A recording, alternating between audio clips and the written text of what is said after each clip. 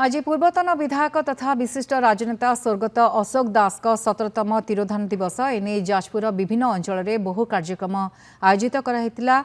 दशरथपुर में सरोज महापात्र तत्वावधान में एक मेगा रक्तदान शिविर आयोजित होता। अशोक दास फाउंडेशन महासचिव भव प्रसाद दास उद्घाटन करथिले। जाजपुर विधायिका सुजाता साहू समाजसेवी कर्नाट केसरी दास जोग देथिले। एहा सहित जाजपुर उपकंठ कुसुमा क्रिकेट पड़िया एक सर्वभारतीय अशोक दास मेमोरियल क्रिकेट टूर्नामेंट आयोजित होता, जहां जाजपुर विधायिका सुजाता साहू उद्घाटन करथिले। टूर्नामेंट 7 दिन व्यापी राज्य बाहर प्रतिष्ठित दल मानक नहीं आयोजन करा।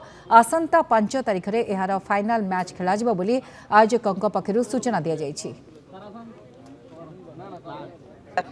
मुकुटविहीन सम्राट अशोक दास 17तम श्राद्ध वार्षिक दशरथपुर ब्लॉक कंठ मंडपटार ब्लड डोनेशन कैंप उद्घाटन होती।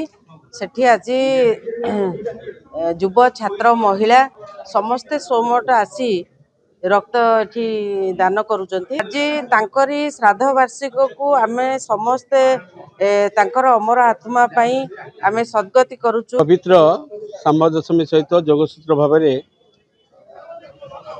स्वर्गत प्रभात पुरुष अशोक दास जाजपुर मुकुटविहीन सम्राट तांकर तिरोधान दिवस